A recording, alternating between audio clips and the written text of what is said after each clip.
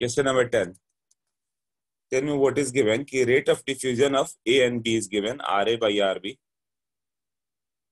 is equal to, वो कितना था, PA by PB root over MB by MA। PA by PB को NA by NB भी लिख सकते थे, root over MB by MA। ये हो गया RA by RB, और वो रेट ऑफ डिफ्यूजन कितना, 1:4 will be equal to NA by NB mass present,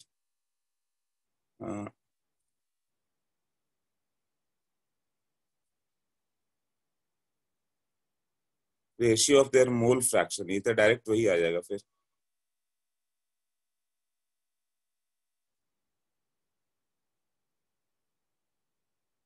right, MA by MA, और ये क्या होगा, molar mass by molar mass ना।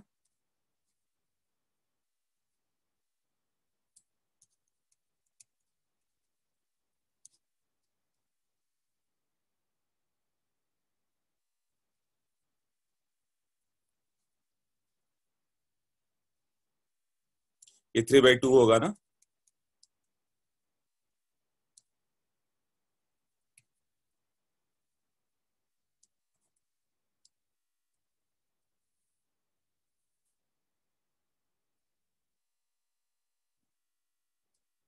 ओके,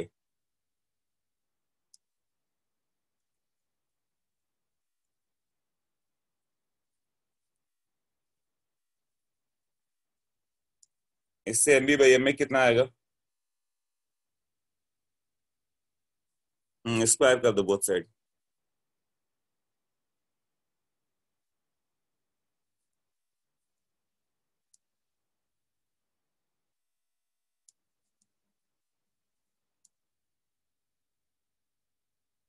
हाँ, तो MB by MA कितना हो गया, square root of 9 by square root of 64, ये तो 4 आ जाएगा। स्क्वायर रूट ऑफ 9 कितना आएगा, 2 पॉइंट समथिंग ना, 2.08। हाँ बस बोलो बोलो। Sir, you've taken cube of MB by MA, so it should be cube root for 9. Cube root क्या होना चाहिए, बताओ क्या बोल रहे हो। It should be cube root of 9 of for MB because you've taken cube. So. हाँ, 9 का क्यूब रूट की बात कर रहा हूँ, 2.08 आएगा ना। Okay. 2.08, वही तो बताया उसने कि 2.08 बाई 4 आ रहा है, तो ये होगा।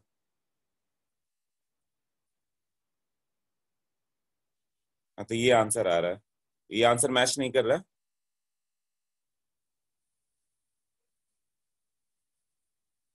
MB बाई MA पूछा कि MA बाई MB देख लेना। अच्छा, उसके बाद तो ratio of their mole fraction पे आ गया, वो मास का मॉलिक्यूलर मास का तो रेशियो ही नहीं है।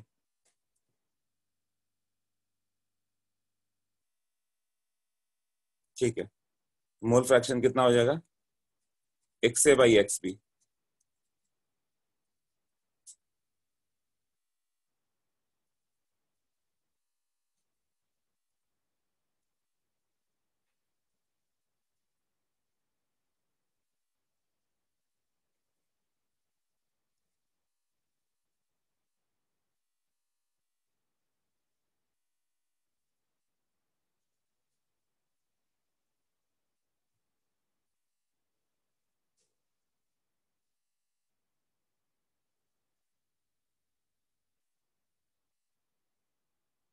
हाँ, यही रहेगा ना, बताओ।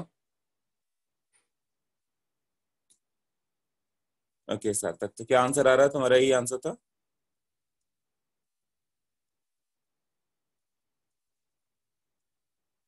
हाँ, 1/3 के आसपास आंसर क्या दिया था उसने।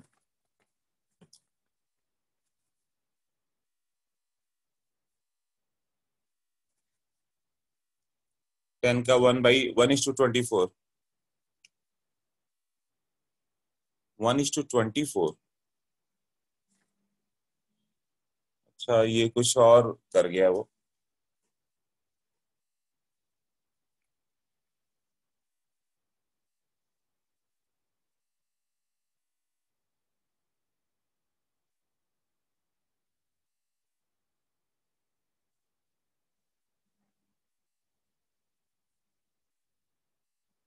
R1 मतलब क्या किया तुमने?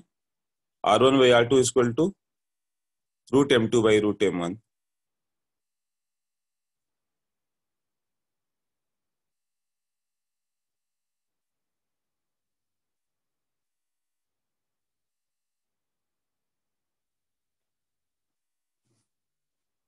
Okay, pressure same for both लिया, देन गॉट द आंसर। जब दोनों का मास ही अलग होगा तो प्रेशर भी अलग आएगा। हाँ, ratio of rate of speed of diffusion ना बोले तो अलग हो गया वो। तो एक अभी हम लोग पढ़ेंगे, देखो।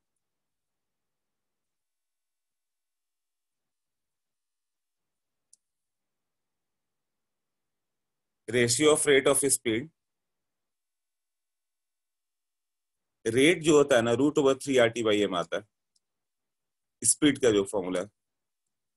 ये आज पढ़ेंगे हम लोग ने, पिछले बार भी पढ़ा था, CRMS, रूट मीन स्क्वायर, है ना। तो CRMS जो होता है, यदि स्पीड का रेशियो पूछ रहा है तो स्पीड का रेशियो क्या क्या हो सकता है? 1:4 दिया है ना। मतलब यदि ये स्पीड की बात कर रहा है तो 1/4 इक्वल टू C को स्पीड लिखते हैं हम लोग, है ना, रूट मीन स्क्वायर स्पीड। तो जैसे C1/C2 जो होगा √M2/M1। तो तुमने मतलब ने ये किया, राइट? तुमने ये 1/4 ले लिया और ये M2/M1 लिया। M2/M1 तुमने 1/16 कर दिया है। हाँ बल्लभ, बताओ,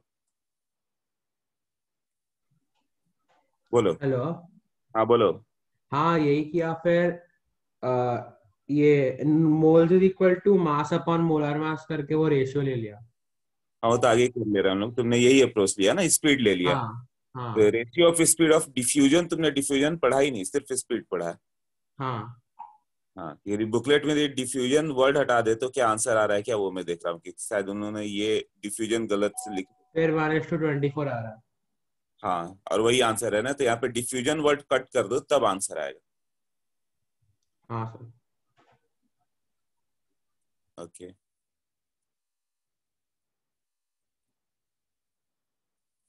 तो इसमें M2/M1 हो गया। और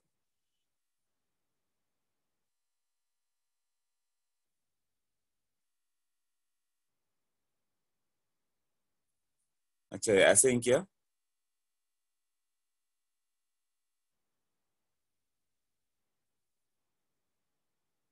हाँ, तो अब x1/x2 चाहिए। तो M1/M1/M2/M2 है, तो ये हो जाएगा M1/M2, और इधर आ जाएगा M2/M1। और ये दिया हुआ है 2/3 इंटू 1/16, 1/24, यही आंसर है। तो क्वेश्चन जो होगा, the ratio of speed of two gases is equal to 1:4, then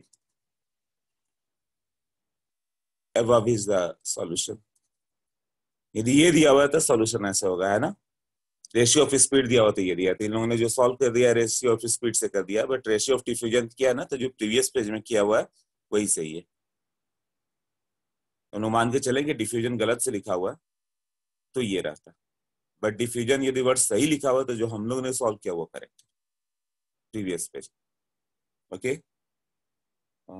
एक 11th क्विकली कर लेते हैं, 8th 9th वगैरह सब बाद में करेंगे, सब डाउट्स में आज थियरी कर लें, थोड़ा बेहतर है। 11th में क्या हो गया, pure oxygen, find the percent volume of ozone. ये भूल ना जाओ, इसके लिए मैं याद दिलाने की कर रहा हूँ। O2 और O3 है, the percentage of the volume of ozone, mixture है ना, तो इसको x% मान लो, तो ये हो जाएगा 100 minus x% by volume means by moles, percent by mole बताया था ना, percent by volume equal to percent by mole. M mixture कितना हो जाए, molecular mass of the mixture N1 M1 plus N2 M2 by N total, यही था ना। हाँ, तो volume of ozone x into 48, ozone को 48 मान लो, ये 100 minus x into 32 divided by total 100, ये हो गया एम मिक्सचर, यही है ना। अच्छा, एम मिक्सचर 36 आ रहा है, बस यहाँ पे पुट कर दोगे, RO2 by R mixture will be equal to what, root over, pressure तो सेम है, M mixture by MO2 times of diffusion of the same volume of oxygen. तो ये क्या होगा, वॉल्यूम सेम है, अदरवाइज तुम्हें ये लिखना पड़ेगा VO2 by TO2, V mixture by T mixture equal to root over M mixture by MO2। यहाँ से V वाला पार्ट तो कैंसिल हो गया, ये आ गया T mixture by TO2 will be equal to M mixture by MO2। T mixture कितना है, 100 and 105 है ना, इसका 105 है, हैवी है तो थोड़ा ज्यादा टाइम लगेगा डिफ्यूजन में, ये लाइटर है तो थोड़ा फास्ट डिफ्यूज होगा। 100 M मिक्सचर बाई MO2, यहाँ से M मिक्सचर कैलकुलेट करो और उसको यहाँ पे पुट कर दो and calculate the value of x। Clear?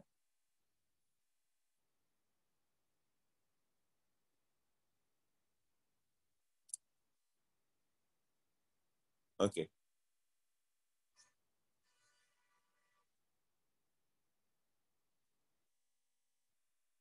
ठीक है, नेक्स्ट करते हैं अभी हम लोग। अब ये सब तो डाउट में कर लेंगे। काइनेटिक थियरी ऑफ गैसेज में जो मैंने बताया था, कहाँ तक किया था, CRMS वगैरह की बात कर रहे थे हमने, right. Root mean square speed कैसे होगा,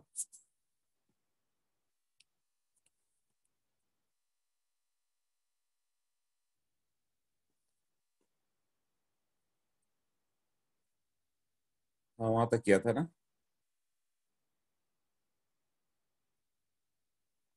मास परसेंट आदित्य कौन सा बोलो इन द क्वेश्चन जो गिवन था, नहीं मोल का आता ना, मॉलिक्यूलर मास आता, मॉलिक्यूलर मास वहां करोगे तो x% में आ गया या मोल में आ गया, तो पूछा क्या था, परसेंट बाई वॉल्यूम आ गया, वही तो x माना था।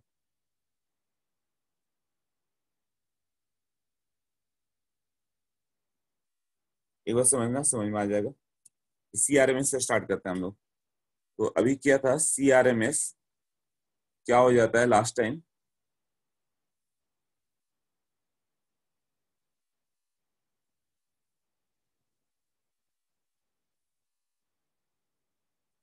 C1 square C2 square plus C3 square by N total, यही था ना।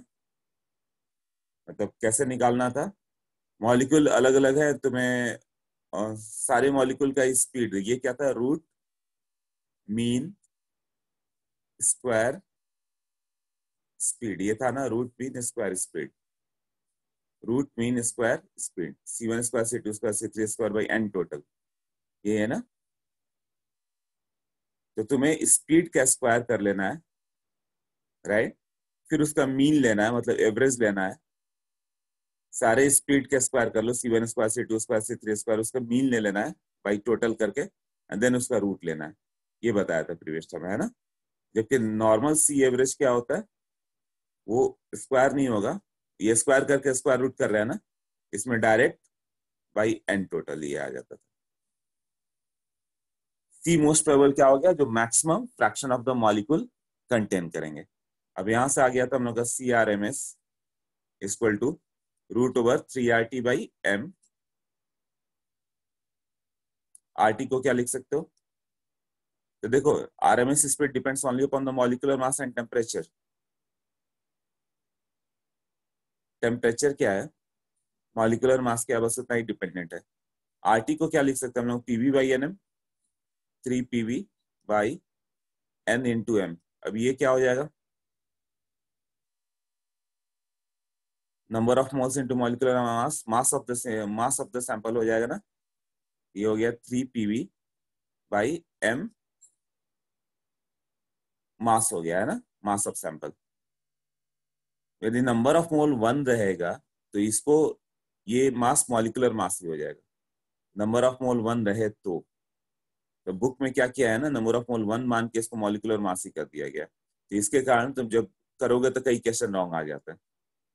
बट वो तुम्हें क्या करना है कि हर बुक में, किसी बुक में क्लियर नहीं किया हुआ, बट सिंपल सा चीज है कि तो मॉलिक्यूलर मास होगा ना, और इसको क्या लिखोगे 3P बाई MYB। तो 3P बाई ये क्या होगा, density, mass by volume density होगा ना, वहां molecular mass by volume density लिखते हैं हम लोग।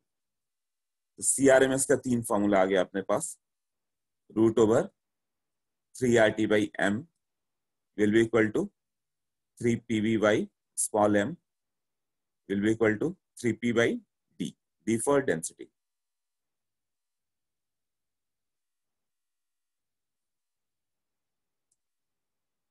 हाँ वेट, मुझे एक्सप्लेन कर लेने एक बार सही से। M molecular mass, small m mass of the gas sample, यदि थोड़ा देर बाद डाउट बताता, रुक जाओ। D density. ऐसे तो जैसे क्वेश्चन दे दे तुम्हें कि O2 गैस है एट 27 डिग्री सेंटीग्रेड, तो CRMS विल बी व्हाट। हाँ सिद्धि, नाउ रेज योर हैंड, बताओ।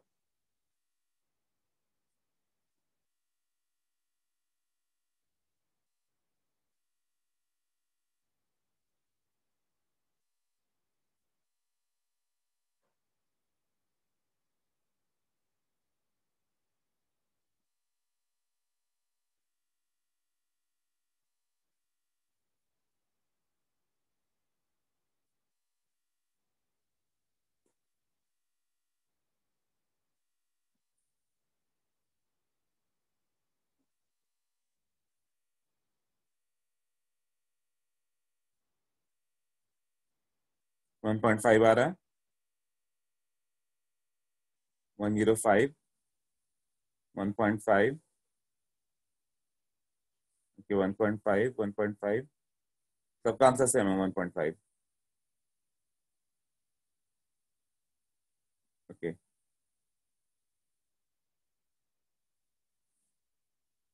ठीक है, इसे देखते हैं हम लोग। O2 gas at 27 degree centigrade है ना, O2 गैस। अब यहाँ पे प्रेशर भी दे देगा, pressure equal to 1 atm, volume भी दे देगा 2 लीटर। तो अभी तुम CRMS equal to √3PV by M use नहीं कर पाओगे, मास ऑफ सैंपल नहीं है ना। हाँ CRMS तक तुम्हें ये जानबूझ के ये सब डेटा दे देगा, तुम्हें यूज यही करना है 3RT बाई M। बट यहाँ पे एक फंडामेंटल मिस्टेक सबसे हुआ होगा, लेट अस सी। R का वैल्यू क्या रखोगे, अंशुल 484, ओके सार्थक 484, तुम लोग थोड़ा सा अलग आंसर दे दिए, ओके सोहम 395 और रेस्ट 1.5। सो R का वैल्यू SI यूनिट में रखना है तो मीटर पर सेकंड में आएगा। तो R का वैल्यू 8.314 रखोगे तो जूल में आ जाता है, मतलब SI यूनिट। टेम्परेचर तो SI होगा ही, टेम्परेचर तो केल्विन चेंज करना ही करना है, केमिस्ट्री में कहीं भी केल्विन में ही है सब। भाई M मिक्सचर जब तुम करोगे तो यहाँ पे 32 ग्राम हो जाता है, तो 32 ग्राम ना लिख के तुम्हें क्या लिखना है, 32 इंटू 10⁻⁻3, तब किलोग्राम होगा।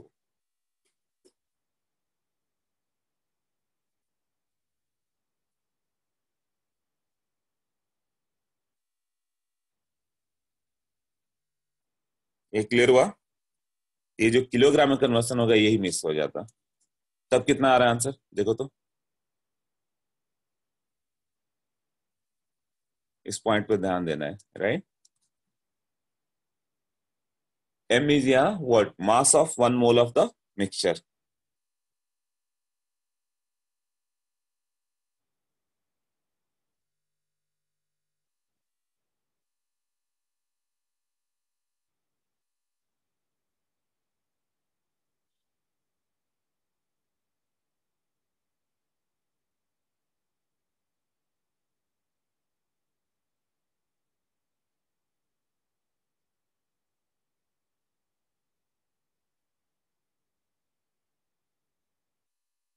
ओके, बिटवीन 15 एंड 16 आ रहा है ना? ये हर क्वेश्चन में ही रॉन्ग होगा। 30/4 आ रहा है, कैलकुलेटर यूज करो इस सब के लिए। अप्रोक्सीमेशन तो आ जाएगा। अप्रोक्सीमेशन कैसे होगा? 3 × 8 24, 24 × 3 72, 72/32, 72/32, 2.2 वगैरह ले लो, ये 10⁵ हो गया। 2.2 × 10⁵, उसको 10⁴ कर दो तो 22 × 10⁴, 22 किसका स्क्वायर रूट होगा? 4.5 वगैरह इंटू 10⁵2।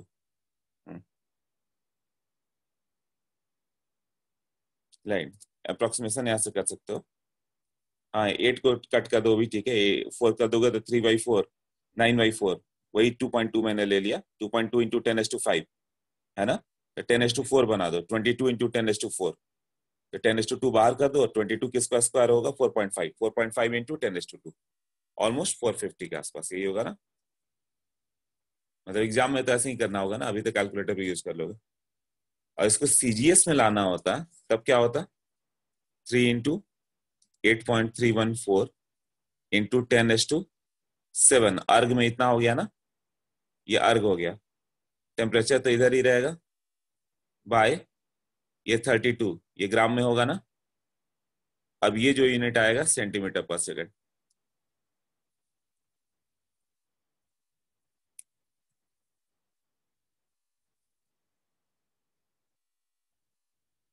देख लो यही है ना, फिर आंसर वही आ रहा होगा, देख लो।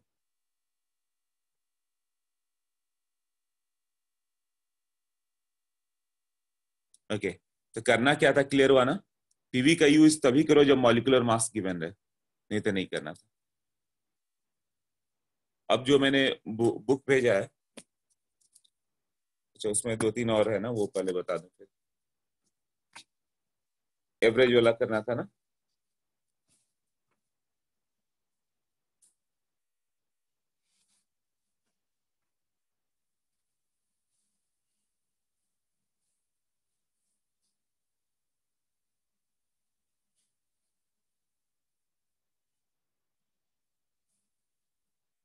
हाँ, सी एवरेज कितना हो गया था हम लोग का?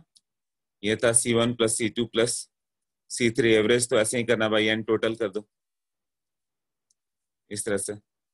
और इसको क्या लिख सकते थे? N1C1 + N2C2 + N3C3, ये प्रीवियस टाइम ऐसे लिख दिया था, राइट? भाई N1 + N2 + N3 ऐसे होगा ना। अब सी एवरेज आता कितना है, ये सबका डेरिवेशन भी आएगा बट फिजिक्स में आएगा, √8RT/πm। तो डिफरेंस क्या हो गया? 3 की जगह √8/π। √8/π का वैल्यू कितना होगा approximately?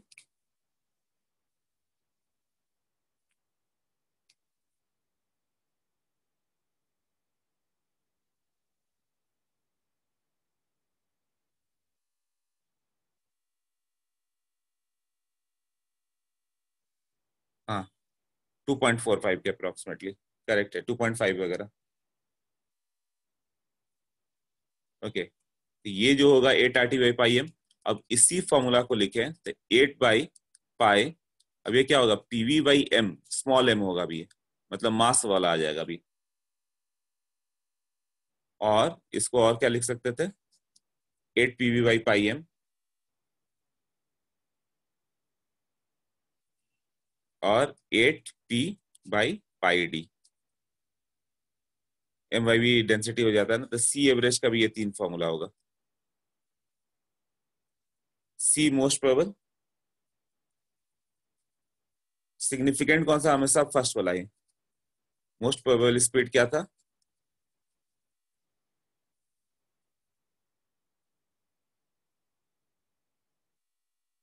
Speed possess bye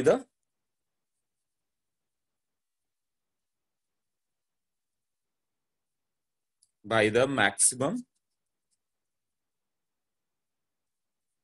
fraction of molecule. Speed possess by the maximum fraction of the molecules, यही है ना। इक्वल टू कितना होगा वो, सी मोस्ट प्रोबेबल की बात करें तो √2 RT by M will be equal to √2 PB by M, √2P by D।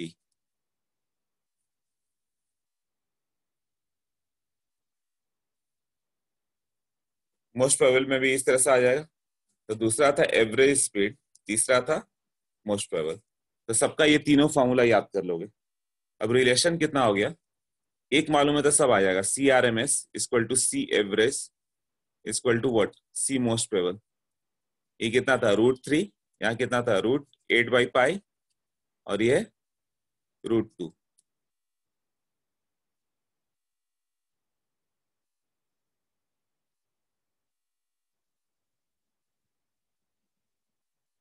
यही हुआ ना।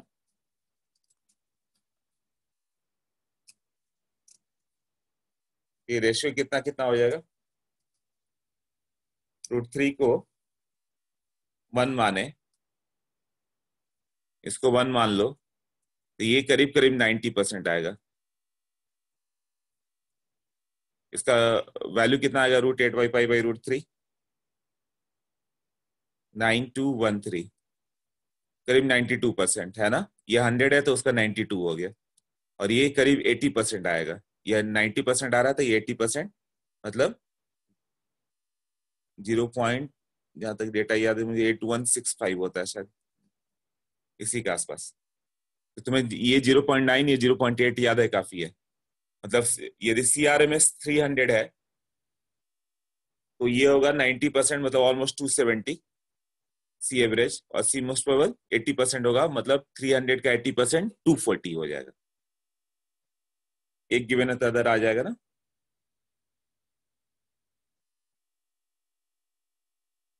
या सी मोस्ट प्रोबेबल को 1 मान ले तो सी एवरेज थोड़ा और ज्यादा होगा। यदि तुम इसको 1 मान लोगे तो ये थोड़ा ग्रेटर आ जाता है, वो 1.224 आ जाएगा, 1.2 टाइम आ जा रहा है, और ये 1.128 आएगा।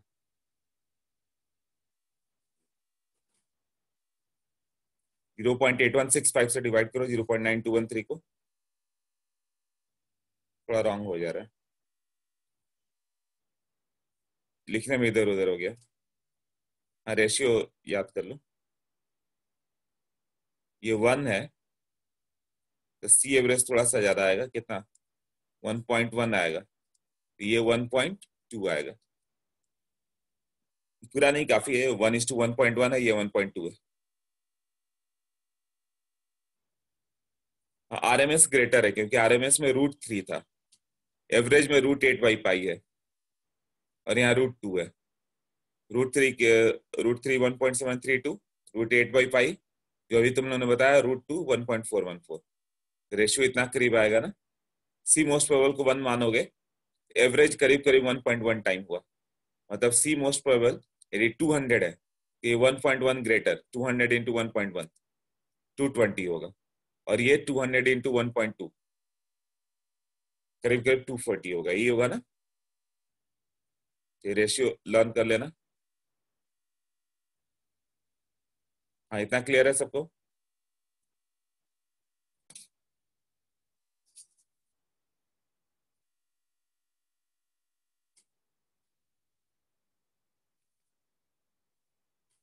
तो काइनेटिक में जो मैंने भेजा था, क्वेश्चन नंबर 1 का आंसर बता दो। कैलकुलेटर यूज कर सकते हो। फर्स्ट का आंसर बताओ, सेकंड भी करो, और 15, 14 बल्कि। क्वेश्चन नंबर 1, 2 एंड 14, ये तीन करना अभी।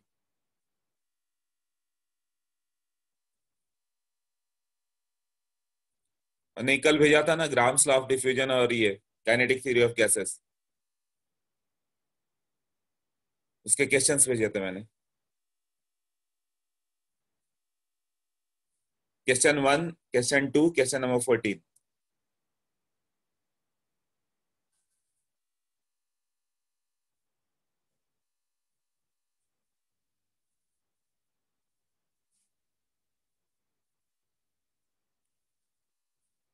वन, टू एंड 14, ये तीन करना।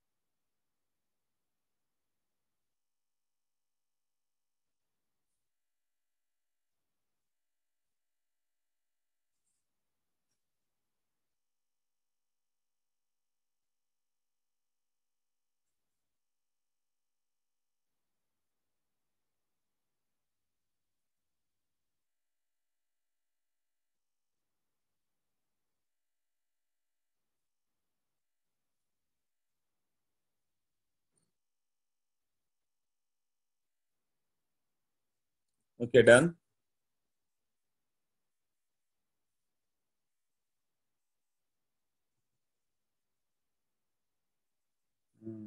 तीनों के आंसर क्वेश्चन में 1 और 2 के आगे फर्स्ट एंड सेकंड दोनों आया ना। आर का वैल्यू 25/3 यहाँ ले सकते हो, अप्रोक्सीमेटली ले लो। वहां के लिए तो अप्रोक्सीमेटली चलेगा, अभी तो कैलकुलेटर यूज कर लेना। ओके, तो फर्स्ट का आंसर जो हो गया, फर्स्ट एंड सेकंड नन 14 करो तब तक। सेकंड में आंसर मिसमैच है, ये सारे देखो।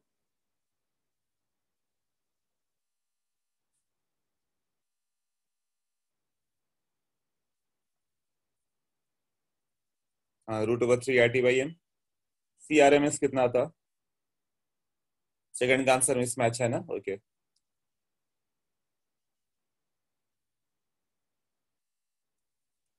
49330।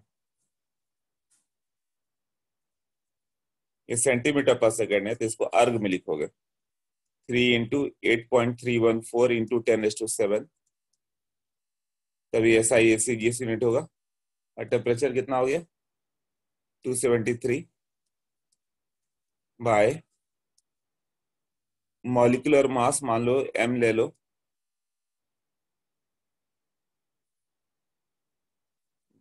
तो ये ग्राम में ही चाहिए ना, तो ग्राम में ही तो आएगा CGS का। m जो भी आएगा वो सर्टेन ग्राम में आ जाएगा।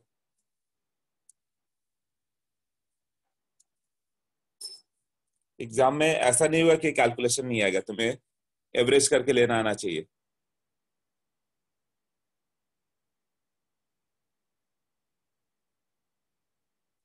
हाँ, अप्रोक्सीमेशन करके। सेकंड का answer 2 mole of chlorine gas, 5 litre capacity, temperature दिया हुआ है।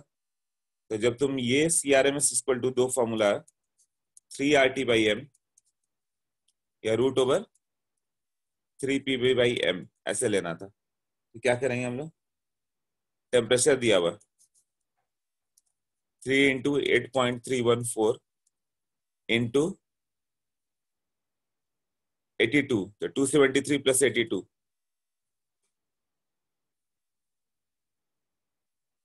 हाँ, 273 + 82 कितना होगा? 355 ना। हाँ, 355 बाय m, क्लोरीन गैस है, 71 × 10⁻⁻3। तब ये आंसर आएगा मीटर पर सेकेंड। अब तुम ये फॉर्मूला यूज करना चाहते हैं 3 PV/m, तो सारे डेटा है क्या? वॉल्यूम है, नंबर ऑफ मोल है, यहाँ पे क्या आ जाता? 3। नंबर ऑफ मोल तो है, तो मास मालूम है 2 मोल्स है, 2 × 71। प्रेशर मालूम है क्या? प्रेशर नहीं मालूम है। प्रेशर PV = nRT से कैलकुलेट करोगे। तो फिर वही हो गया ना, PV ही कैलकुलेट कर लो, nRT यहाँ पे रखना पड़ेगा।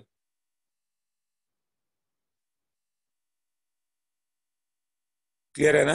तो PV की जगह बेटर ये है, जब टेम्परेचर दे रहे तो इससे निकाल लो, तो अभी आंसर मिसमैच नहीं आ रहा होगा सेकंड के, इससे कैलकुलेट करो। आंसर आया अभी?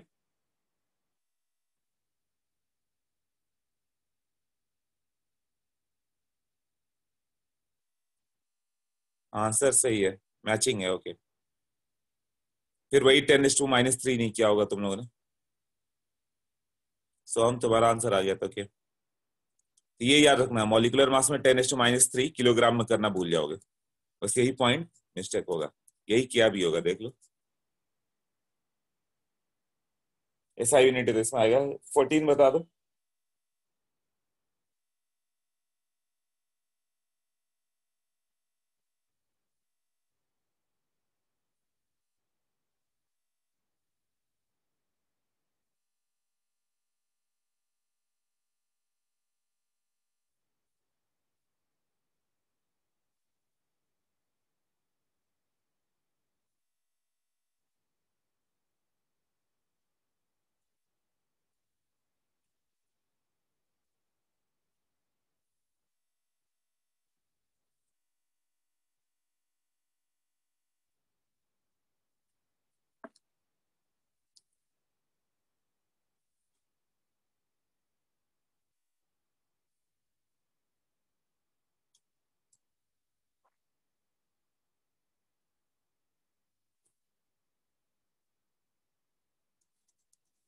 14 है तो फोर्थ भी बता दो।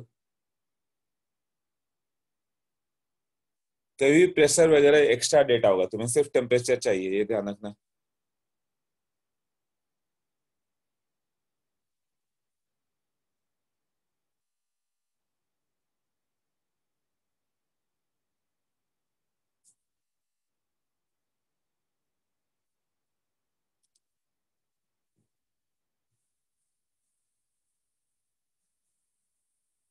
आंसर किसी का 14?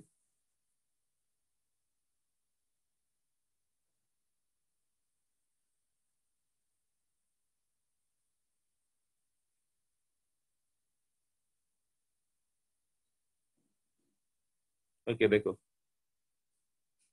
डन। अच्छा सोम का आ गया, ठीक है।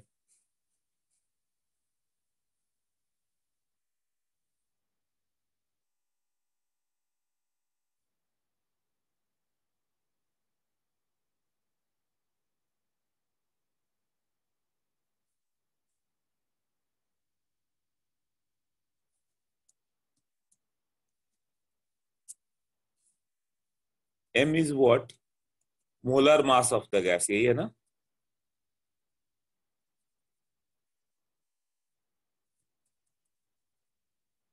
That is mass of 1 mole of gas. इसीलिए हम लोग उसको ग्राम में मान रहे हैं ना। ऑक्सीजन का 1 मोल का मास 32 ग्राम होता है, तो किलोग्राम के लिए 32 इंटू 10⁻³ इसी तरह यहाँ पे 1 मोल का मास कितना होगा? एक मॉलिक्यूल का मालूम है कितना है? एक पार्टिकल का 10⁻17 है, तो 1 मोल का कितना होगा? इंटू 6 इंटू 10⁻23 ना, एवोगाड्रो नंबर। क्लियर?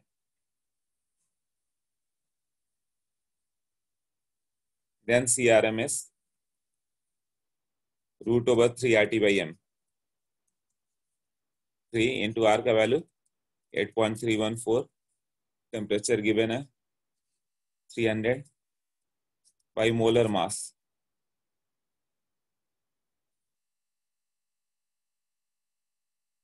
R/N में भी यूज कर सकते हो, करेक्ट है। 10⁻17 इंटू 6 इंटू 10⁻23, इसका वैल्यू उन्होंने दे दिया।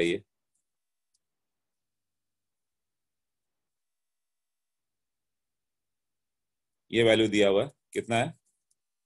3 इंटू 10⁻17। R/N ए बोल्ट्जमैन कांस्टेंट जो था 1.38 इंटू 10⁻23 इंटू 300। ये क्लियर हुआ सबको?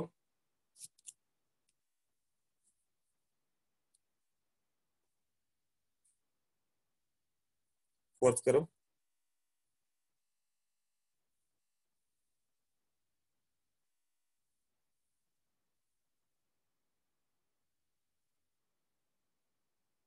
सिंपल क्वेश्चन है, 2 मिनट में होगा।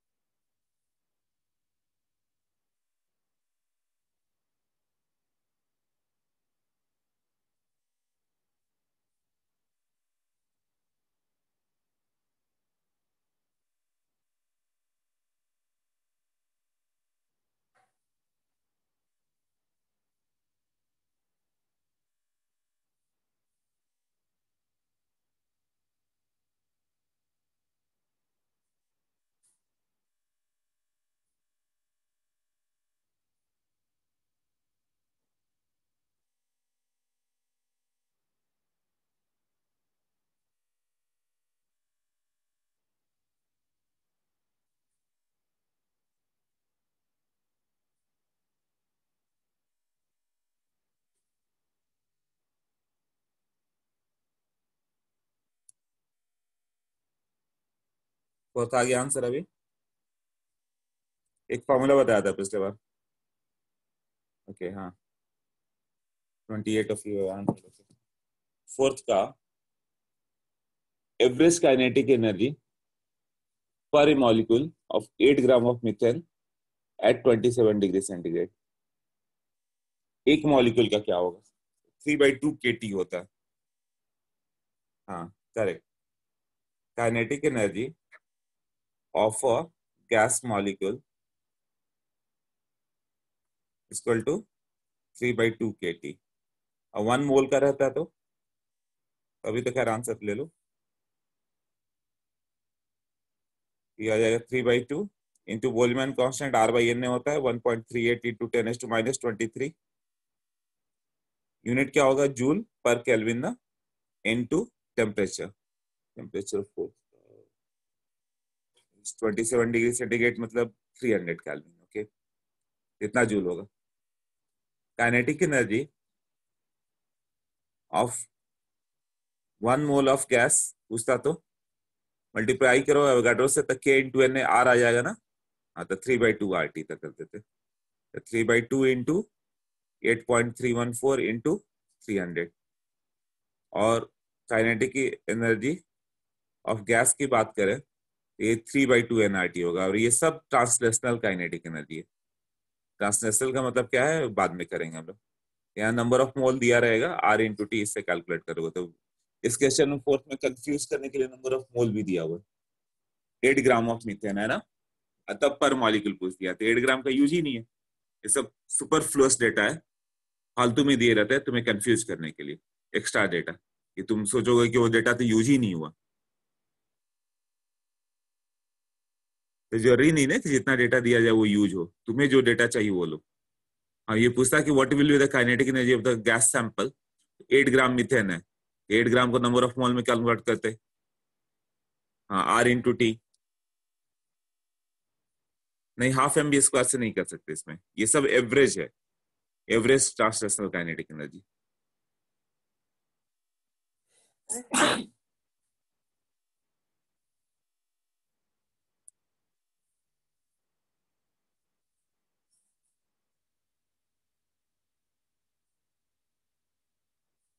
ओके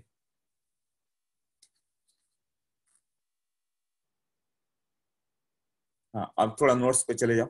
जो मैंने नोट्स पे, हाँ एक इलिस्ट्रेशन, एक डिफरेंशियल रेट लॉ आ गया था।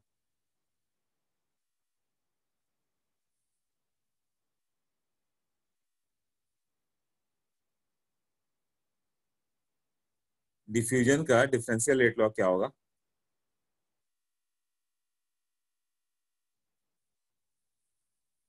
रेट ऑफ डिफ्यूजन क्या था? Rate of diffusion is proportional to root over, sorry, proportional to P/√m, ये था ना। और प्रोपोर्शनल में क्या आ गया था बाद मालूम चल गया, 2πRT by root over PA/2πRT के इंटू m, ये था ना। तो वो बता दिया था मैंने। बट ये मान लो कि रेट लगातार प्रेशर ड्रॉप हो रहा है, तो उसको तो तुम्हें कैलकुलेट करके एक डिफरेंशियल इक्वेशन लाना पड़ेगा ना। एवरेज नहीं ले सकते, -dp/dt इक्वल टू Kp/√m। ठीक है, प्रेशर लगातार चेंज होगा। मान लो कोई गैस चैम्बर है, वहां 50 ATM था, धीरे धीरे 30 होगा, 40 होगा, 20 होगा। तो प्रेशर जो रेट ऑफ चेंज होगा स्टार्टिंग में फास्ट होगा क्योंकि गैस ज्यादा था, बाद में स्लो हो जाएगा। तो तुम्हें ये इससे इंटीग्रेट करना होगा ना। dr/dt नहीं, dp/dt, pressure drop per unit time. जैसे 50 ATM था पहले, गैस का प्रेशर 40 ATM आ गया। हो सकता है ये 10 मिनट लग जाए, बट 40 से 30 जाने पे अब तो प्रेशर कम हो गया, हो सकता है अब 12 मिनट लग जाए। अगला 30 से 20 आने में हो सकता है अब 20 मिनट लगने लगे। हाँ, तो वो डिक्रीज होगा इसी तरह से। हाँ, एक्सपोनेंशियल डिक्रीज होगा वो। तो यही dp/dt लिखोगे। माइनस क्यों लिखा? क्योंकि रेट हमेशा पॉजिटिव होता है, और प्रेशर ड्रॉप क्या होगा? निगेटिव होगा। 20 ATM से वो 15 ATM पे आ गया, तो प्रेशर ड्रॉप कितना हो गया? डेल्टा पी करोगे तब तो -5 हो गया ना। तो मेक इट पॉजिटिव, एक माइनस साइन पहले से दिया हुआ, तो माइनस माइनस प्लस हो जाएगा ना। तो कहीं भी रेट यदि डिक्रीजिंग है तो वहां माइनस साइन देना पड़ता है। प्रेशर को as a function rate of diffusion मैंने बताया था कैसे लिख सकते हो, number of molecule diffuse per unit time, volume diffuse per unit time, pressure drop per unit time, distance travel per unit time. Rate बताया था ना, प्रेशर ड्रॉप बाय टाइम, वही लिखा है ना। हाँ, तो प्रेशर ड्रॉप मतलब किस रेट से प्रेशर ड्रॉप हो रहा है, फिर डीपी लिखोगे तो माइनस आ गया ना, इसलिए ड्रॉप के लिए माइनस करना पड़ गया। माइनस क्यों, क्लियर है ना। अच्छा, डीपी बाई पी करोगे, ये हो जाएगा k d t by root m. इसको इंटीग्रेट कर दें, के इज द प्रोपोर्शनलिटी कांस्टेंट, यही होगा ना, और टी क्या हो गया, टाइम। तो के का वैल्यू कितना होगा, इससे आ जाएगा ना, इसको इंटीग्रेट कर दो। प्रेशर मान लो P1 से P2 पे चला गया, जीरो टाइम पे प्रेशर P1 था, टी टाइम पे P2 पे आ गया, तो माइनस डीपी बाई पी कितना होगा, minus l n p. Limit put कर दो, P1 P2, और ये हो गया के बाई रूट एम, और इसका dt का इंटीग्रेशन t हो गया, लिमिट पुट कर दो, 0 और t, ये हो गया के टी बाई रूट एम। ये इंटीग्रेशन है, थोड़ा इंटीग्रेशन डिस्टर्ब करता है स्टार्टिंग में, बाद में देखते हो करने लगते हो तुम। तो minus l n p two minus l n p one, upper limit lower limit, ये सब मालूम है कैसे होता है।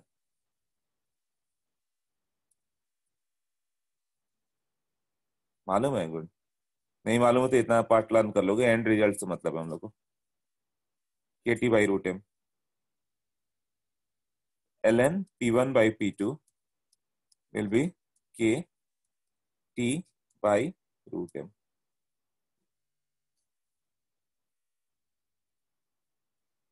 इसको नोट्स में पुट करोगे, जो जो चीज नोट्स में नहीं होगा यहाँ से कॉपी करके। फिजिक्स में हुआ था, it was taught in the physics ना, ओके। हाँ, अब थोड़ा ये इलिस्ट्रेशन देखो तो, ग्राम्स लॉ ऑफ डिफ्यूजन में पहला इलिस्ट्रेशन यही है, डिफरेंशियल वाला। इससे क्या ये क्लियर हो जाएगा कैसे कर रहे हैं वो। ग्राम्स लॉ में इलिस्ट्रेशन 14 पे जाओ, पेज नंबर 97, 91, बुकलेट का पेज नंबर 91।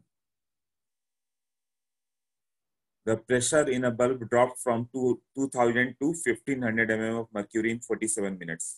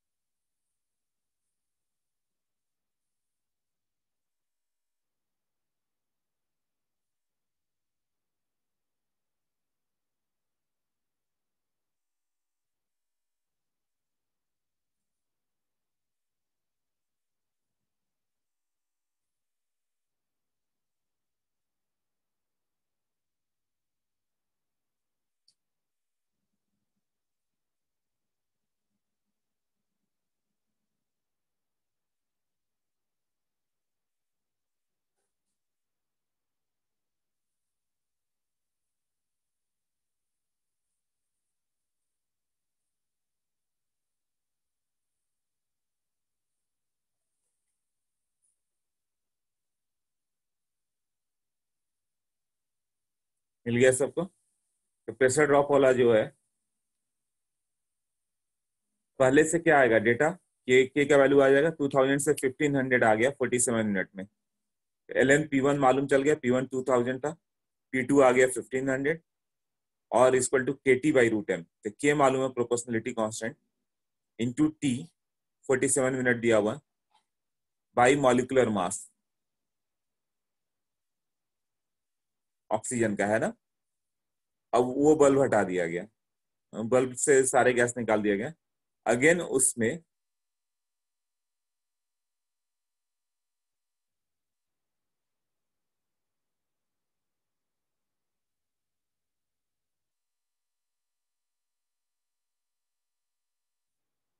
अगेन इसमें क्या ऐड कर दिया गया,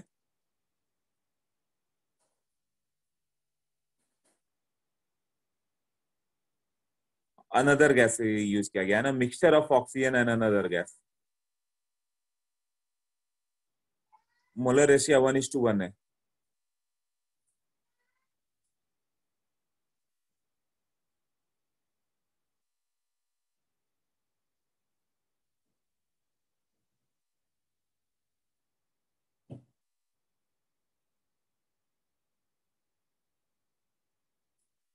मोलर रेशियो कितना हो जाएगा, हाँ 1:1 है, at a total pressure of 4000 mm of mercury.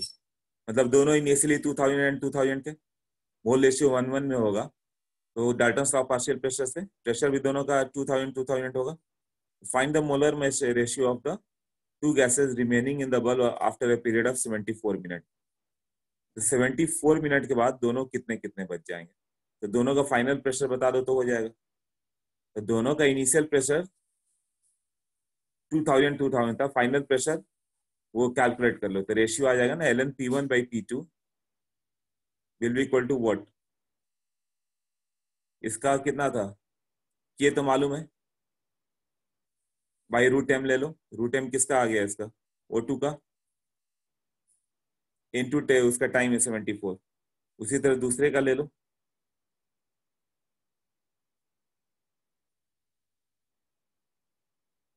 हाँ तो 2000 पर उसका फाइनल प्रेशर P2 मान लो, जो अननोन गैस है। तो इससे तुम्हें रेशियो आ जाएगा दोनों के प्रेशर का, तो जो प्रेशर का रेशियो होगा वही मोल फ्रैक्शन का रेशियो होगा ना।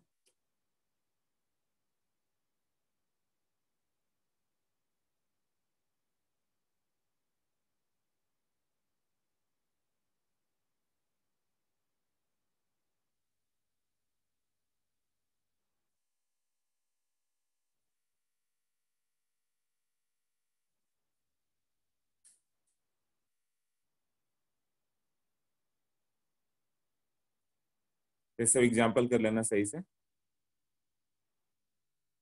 आगे दो एग्जाम्पल और हैं, दो तीन ये भी बहुत इंपॉर्टेंट है, ये सब कर लेना।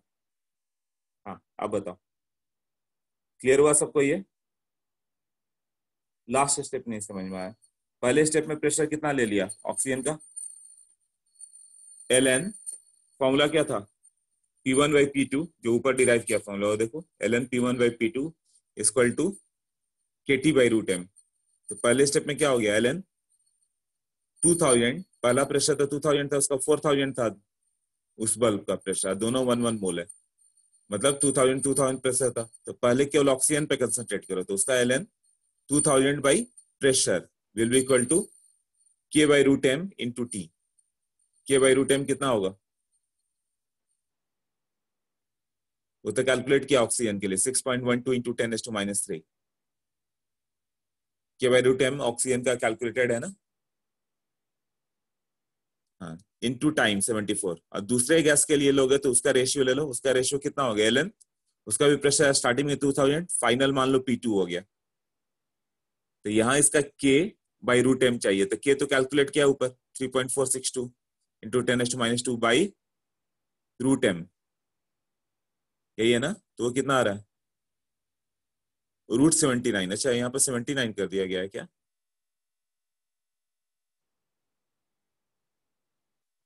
इंटू 74।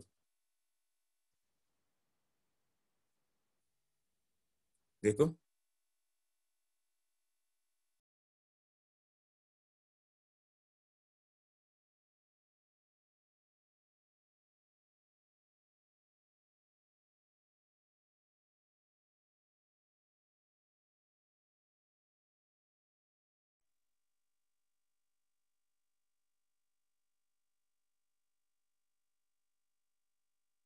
स्टार्टिंग में 4000 था ना सेकंड तक,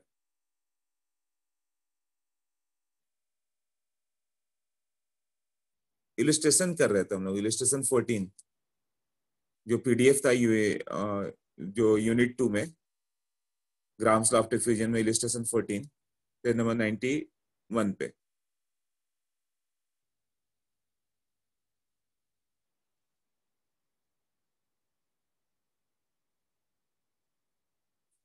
मतलब जब 2 स्टेप करोगे तो पहले स्टेप में क्या हो जाएगा, ये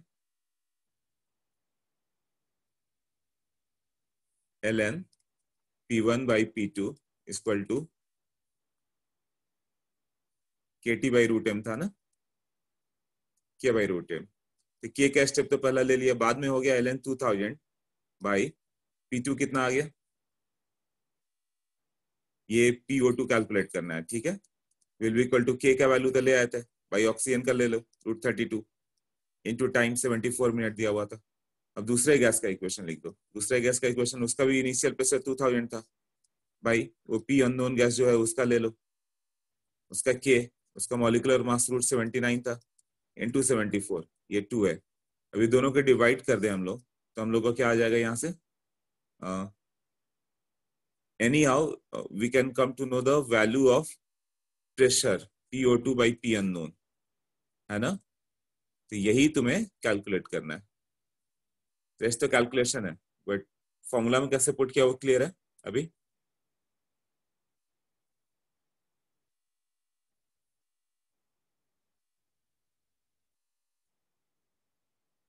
हाँ, उसको √79 करना होगा।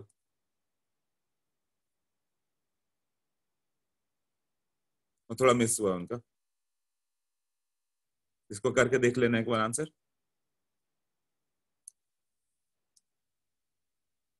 डिनोमिनेटर में 2000 कैसे आ गया, न्यूमरेटर में होगा ना, ln p1 by p2, दोनों स्टार्टिंग में इतने थे, मिक्सचर थे, 1:1 का रेशियो था एंड p टोटल 4000 था।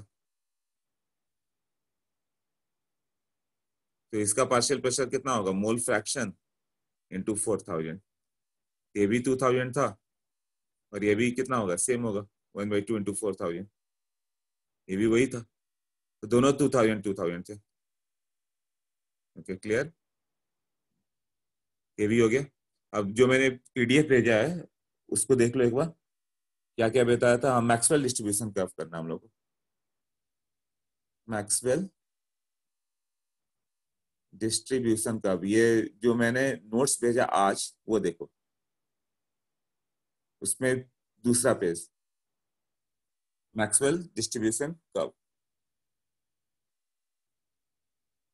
तो dn क्या है, 4πn m by 2π RT 3/2 e raised to minus m u square by 2RT u square du, ऐसे है। तो ये dn का एक फॉर्मूला दिया हुआ। अब dn क्या हो गया, क्या लिखा हुआ है, some students are in waiting room, okay।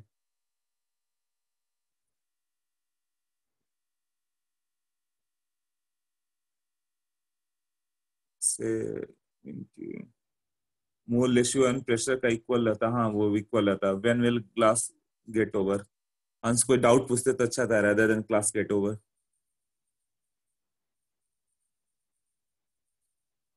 देखो dn का क्या हो गया, number of molecules having speed, बस काइनेटिक थ्योरी करके कर देंगे 10-15 मिनट।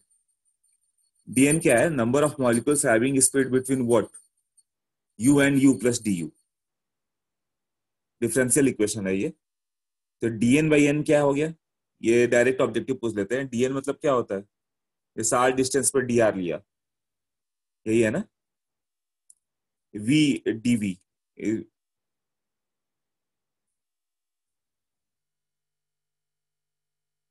यू स्क्वायर क्यों लिखा हुआ वहां पे, यू स्क्वायर डी यू ही है वो, उसके फॉर्मूला में you square D you, 4πn m by √2πRT e का power something you square D you.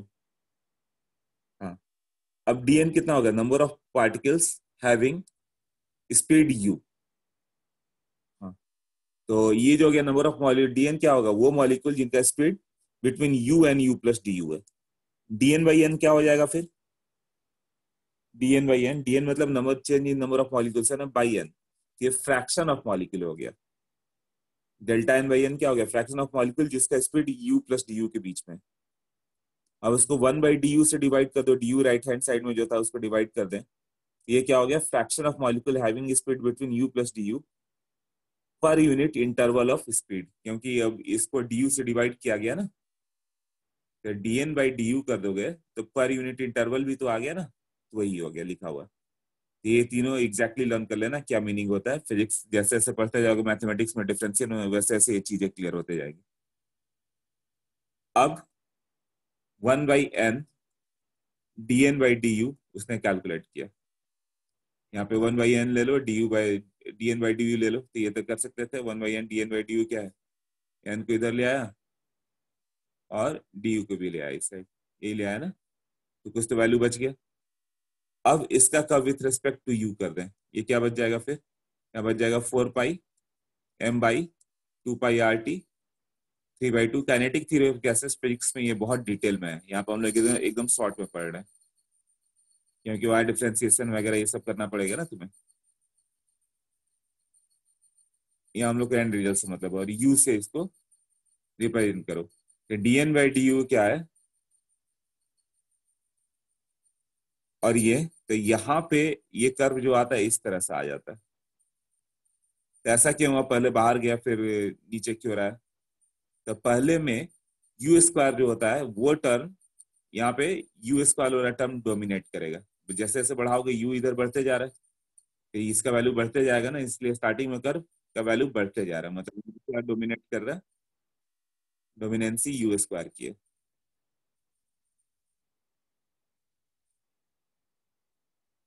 हाँ, वो ऑलमोस्ट वही मान के चलो, सब डॉटेड मान के चल रहा करो, कोई भी स्प्लिट मतलब ये नहीं रहता, हर जगह ग्राफ डॉटेड होता है, एब्सोल्यूट पे नहीं आता सब।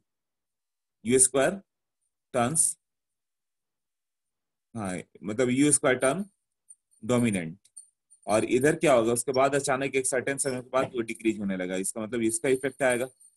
यू बढ़ते जाओगे तो क्या होगा? ये वैल्यू ओवरऑल निगेटिव होता गया ना, तो एक्सपोनेंशियल कर्व है ना इसके बाद वाला, इसका रीजन क्या होता है? E minus m u square by 2 RT, exponential curve नीचे आ रहा है, ये डोमिनेंट कर रहा है। ओके, अब इस कर्व को देखें हम लोग, तो ये मैक्सिमम कब था? मैक्सिमम कब था? For y to be minimum और मैक्सिमम क्या लिखते हो? For y to be minimum और maximum, dy by d x equal to 0 करते हो ना। हाँ, तो जो ये dn हो गया इसको डिफ्रेंशिएट कर दें u के रिस्पेक्ट में, तो वो ये कर्व आ गया कि कहाँ पे वो फ्लैट था। मैक्सिमम कब हो गया? जब ये कर्व को हम लोग डिफ्रेंशिएट करेंगे, ये कहाँ पे फ्लैट हो गया, इससे सी आर एम एस आ जाता है, बल्कि सी मोस्ट प्रोबेबल आ जाता है, और वो इसी से आ जाता है 2 RT बाई एम। इसको डिफ्रेंशिएट करोगे ना यहाँ ई वाला टर्म, तो वही 2 RT बाई एम आ जाता है। ये फिजिक्स में आएगा ये पार्ट, ये डिफ्रेंशिएट करके दिखाया रहेगा, एचसी बना पढ़ोगे तो अच्छे से अभी ही समझ में आ जाएगा। वहां पे डिफ्रेंशिएट करके लाया हो गया कि सी मोस्ट प्रोबेबल दिए।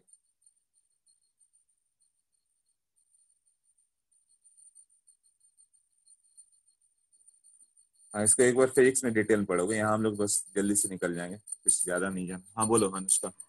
मुझे सेकंड स्टेप नहीं समझा वो फॉर्मूले का। वो उसने क्या दिया सेकंड स्टेप में? पहले में डीएन लिखा क्या है ना, वो हाँ। सब फिर dn बाई n क्या हो गया? dn क्या हो गया? Change in number of mole. ये dy बाई dx डिफरेंशिएशन को एक्सप्लेन कर रहा है, इसको ओके डिफरेंशिएशन ना मालूम हो बता दिया गया यहाँ पे कि dy क्या होता है, x से डिवाइड करोगे तो क्या होगा, है ना। ओके। हाँ मतलब ये पढ़ोगे वी बाई डी टी, और ये सब फिजिक्स में पढ़ोगे तो ज्यादा क्लियर होता जाएगा। बाद में मैथ में भी आ जाएगा कि डीवी क्या होता है, चेंज इन वेलोसिटी, किसके लिए? जो वी स्पीड पे हो ओके। हाँ ना। तो उसी तरह डीएन क्या हो गया? जो यू प्लस डी के बीच में है, बाई एन से डिवाइड करोगे तो वो फ्रैक्शन बन गया, वो हाँ एन टोटल से डिवाइड किया ना, हाँ हाँ। अब बाई डी यू से डिवाइड कर दिया तो पर इंटरवल ऑफ स्पीड भी आ गया वो। तो ओके। है एकदम सिंपल सा टर्म, बट अभी डिफरेंशिएशन ही तुम लोग को नहीं आता तो क्लियर नहीं रहता, इसलिए अभी लर्न कर लोगे, है ना।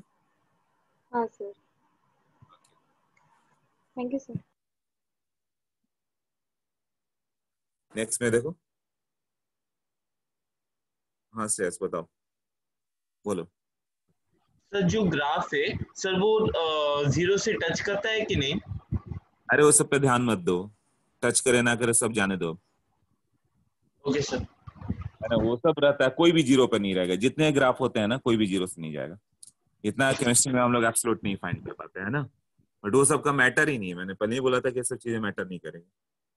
बस जान जाओ कि हाँ ऐसा कहीं कहीं पे डॉटेड दिखाया होगा, तो क्यों डॉटेड है समझ लो, एक्सपेरिमेंटली हम लोग मेजर नहीं कर पा रहे। बाकी आगे के चैप्टर के लिए ऐसे ही समझ कर चलो, केमिस्ट्री में एब्सोल्यूट जीरो तक हम लोग नहीं पहुंच पाते किसी चीज में, तो डॉटेड ही रहेगा, तो उससे रिलेटेड कोई क्वेश्चन ही नहीं आएगा। हाँ बट जो क्वेश्चन आएगा वो दिया हुआ है तुम लोग का। तो ग्राफ का नेचर क्या हो गया कि पहले वो ऊपर गया, क्यों, यू स्क्वायर डोमिनेट किया था, फिर एक्सपोनेंशियल के कारण नीचे आ गया। अब इसका यहाँ ये वाला पॉइंट आएगा ही आएगा। यदि ग्राफ को हम लोग ऐसे ड्रॉ करें, ये मॉलिक्यूलर स्पीड का डिस्ट्रीब्यूशन का कर्व है ना, ये क्या हो गया, फ्रैक्शन ऑफ मॉलिक्यूल, और ये हो गया यू, यही है ना। तो मान लो कि 300 मीटर पर सेकंड वाले ऐसे 10% है, 300 मीटर पर सेकंड वाले 10% है, तो ये फ्रैक्शन ऑफ मॉलिक्यूल 0.1 हो गया। 400 मॉलिक्यूल वाले 400 के स्पीड वाले मान लो 0.30% है, ये क्या हो गया, ये स्पीड वाले मैक्सिमम मॉलिक्यूल थे, ये मान लो 500 मीटर पर सेकंड है, और इस समय मैक्सिमम मॉलिक्यूल आ गए 0.45, 45% मॉलिक्यूल का ये स्पीड है, तो यही सी मोस्ट प्रोबेबल था ना। क्लियर हुआ, इसको सी मोस्ट प्रोबेबल बोलेंगे।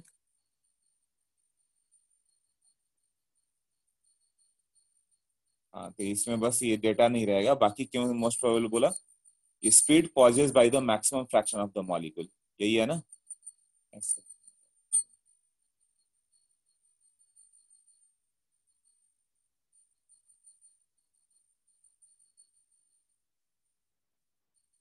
तो ये मैक्सवेल बोल्ट्जमैन डिस्ट्रीब्यूशन कर्व है कि जो मॉलिक्यूलर स्पीड होता है, तुम सबको ले लो, इनफाइनाइट स्पीड वाले भी मॉलिक्यूल होंगे, बहुत कम होंगे, ये इनफाइनाइट स्पीड हो गया, इसकी फ्रैक्शन बहुत होगा, बहुत कम होगा, मतलब 0.0000 ऐसे कुछ 1% वाले स्पीड हो सकता है 10⁵ मीटर पर सेकेंड, 10⁶ मीटर पर सेकेंड ऐसे होती है। ये फ्रैक्शन यहाँ पे कर सकते हो ना, हाँ ये स्पीड वाले इतने थे, ये स्पीड वाले इतने परसेंट मॉलिक्यूल है, ये स्पीड वाले इतने परसेंट मॉलिक्यूल है। ग्राफ क्लियर हो रहा है क्या है, ये स्पीड वाले इतने परसेंट मॉलिक्यूल, ये फ्रैक्शन है और ये स्पीड है, तो ग्राफ आ जाएगा ना।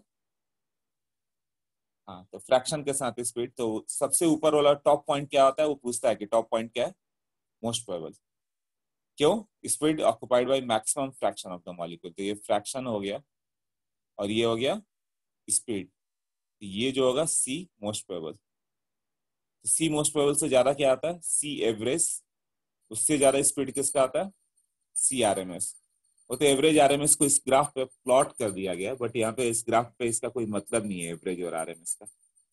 ये ग्राफ किसके लिए वैलिड है, सी मोस्ट प्रोबेबल बताता है कि टॉप मोस्ट पॉइंट पे टेम्परेचर इज इंक्रीज, हाँ यही मैं पॉइंट बोल रहा था कि ये आएगा, area of the curve remains same,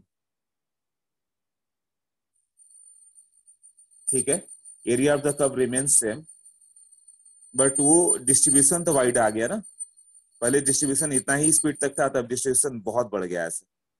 फिर भी एरिया सेम रखना है, तुमने ये विड्थ बढ़ा दिया था, इसका हाइट कम हो जाएगा ना। क्यों एरिया सेम रहा, as it represents number of molecules, number of molecules, इसलिए वो सेम रहेगा। तो इसका ग्राफ कैसा आएगा, फिर यहां से यहां करोगे तो पहले एक टेम्परेचर पे T1 पे ले लो, ऐसा T1 टेम्परेचर बढ़ाओगे तो स्पीड बढ़ेगा, तो ये ग्राफ ऐसे फ्लैटर होते जाएगा और आगे शिफ्ट होते जाएगा, तो ये चीज अच्छे से याद कर लेना। T2 D1 एंड T3 करोगे तो और फ्लैट होगा और राइट हैंड साइड में शिफ्ट हो जाएगा। देखो ग्राफ दिया हुआ है, मोर ब्रॉडर डिस्ट्रीब्यूशन, वहां पे लिखा हुआ है area under the curve remains same, इसलिए विड्थ ज्यादा हो गया तो हाइट कम करना पड़ेगा। Number of molecules having speed very less और वेरी हाई और वेरी लेस, यही है ना, बहुत ज्यादा स्पीड वाले या बहुत कम स्पीड वाले, बहुत कम मॉलिक्यूल है। एट हाई टेम्परेचर क्या होगा, distribution is more broader. Temperature high करोगे तो डिस्ट्रीब्यूशन और भी ब्रॉड होते जाएगा। डीएन बाई एन नहीं ले लो, डी भूल जाओ आदित्य। डीएन बाई एन क्या हो गया, फ्रैक्शन ऑफ मॉलिक्यूल हो गया ना, बाई डी कुछ और है। D N by N fraction of molecule ही है ना।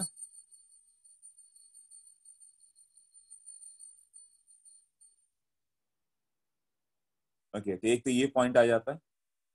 अब at certain temperature, at constant temperature SO2 N2 और H2 का क्या ग्राफ होगा। तो मोस्ट प्रोबेबल स्पीड क्या होता है, √3RT, C equal to C is proportional to √M, यही था ना, 3RT/M। या ये मॉलिक्यूलर स्पीड ज्यादा होगा तो स्पीड, मॉलिक्यूलर मास ज्यादा होगा तो स्पीड कम होगा, यही होगा ना।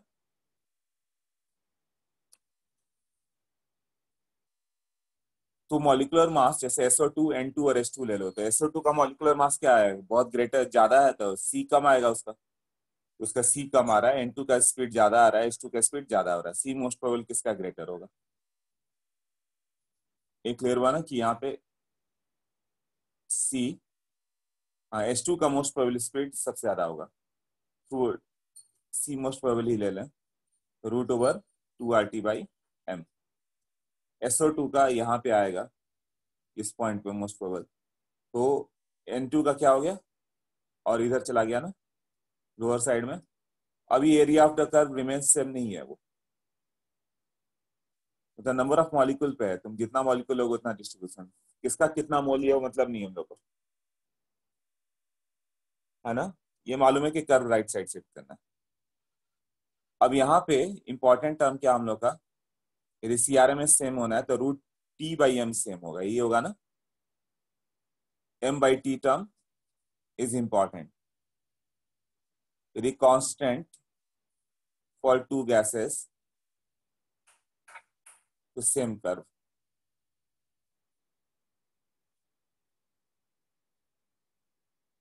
हाँ गैस हैवी होगा तो स्लो होगा, यही SO2 का स्लो हो गया।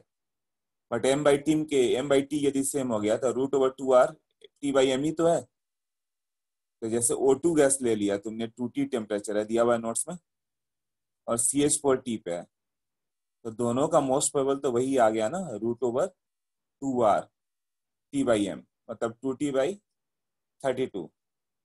और इसका कितना हो गया C मोस्ट प्रोबेबल, √2R, इसका T by molecular mass 16, same ही आ गया ना, ये 16 ही है ना। हाँ तो सेम ग्राफ पे आ गया वो। अब मोस्ट प्रोबेबल स्पीड वहां पे दिया हुआ है, नेक्स्ट पेज पे देखो कि कैसे आता है, वही डिफ्रेंशिएट करके जीरो कर दो, 1/n dN/du, उसको du के रिस्पेक्ट में डिफ्रेंशिएट कर दिया गया। लास्ट पॉइंट नहीं समझ में आया कि C मोस्ट प्रोबेबल दोनों का सेम होगा, ये फॉर्मूला नहीं क्लियर हो रहा है। यदि दो गैसेस दे दिया, O2 एक T2 पे है, एक CH4T पे है, तो दोनों का मोस्ट प्रोबेबल स्पीड बताओ सेम होगा कि नहीं होगा।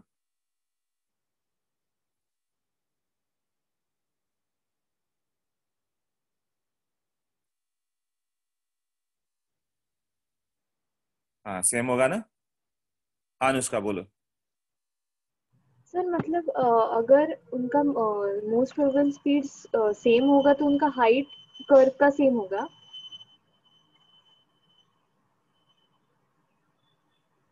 नंबर ऑफ मोल पे डिपेंड करता है एरिया, है ना। हाँ यदि दोनों का एक मोल लिया तो बिल्कुल सेम होगा। एरिया क्या रिप्रेजेंट करता है, नंबर ऑफ मॉलिक्यूल्स। मोल्स हाँ। हाँ तो नंबर ऑफ मोल्स यदि दोनों का 5 मोल है तो एकदम एग्जैक्टली सेम होगा। अदरवाइज एक का 5 मोल एक का 3 मोल ले रहे हो तो हाइट सेम आएगा। ओके हाँ। नहीं वही C मोस्ट प्रोबेबल वहीं पर आएगा, और हाइट इधर से उधर हो सकता है, रुको बताता हूँ, जो तुमने पूछा नहीं है।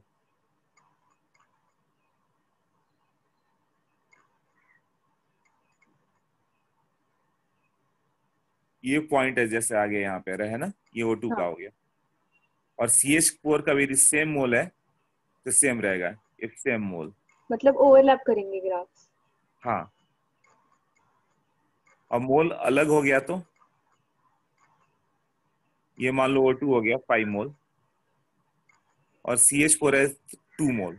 ये पॉइंट तो मैक्सिमम स्पीड तो यही रहेगा, राइट, बट उसका ये जो ग्राफ होगा यहाँ नीचे से चला जाएगा, वो CH4 होगा ना, हाँ ये पॉइंट सेम आ जाएगा। CRMS दोनों का सेम होगा, ओके मोस्ट प्रोबेबल दोनों का सेम हो गया ना। हाँ हाँ मोल कम ले लिया, 3 मोल ले लिया हम लोगों ने। Okay clear? हाँ सर थैंक यू सर। हाँ ले, अब तो हो ही गया। और कौन सा पॉइंट है? हाँ एक पॉइंट और है, कौन सा हो गया? स्पीड कर दिया, यू स्पीड वाला कर दिया, नहीं हो गया सर। नेक्स्ट पेज देख लो, वही 3RT/m है और इधर ये कर लिया URMS यू स्पीड। हाँ ठीक है। अब तुम बुक में जाओगे तो वो लोग हर तरह का kinetic energy, degree of freedom की बात करेंगे, बट डिग्री ऑफ फ्रीडम हम लोग थर्मोडायनेमिक्स में डील करेंगे, यहाँ पे नहीं। फिजिक्स में वहीं पर डील होगा, है ना, degree of freedom and all, तो उसको अवॉइड करेंगे। यहाँ से हम लोग रियल गैस से स्टार्ट करना है हम लोग को।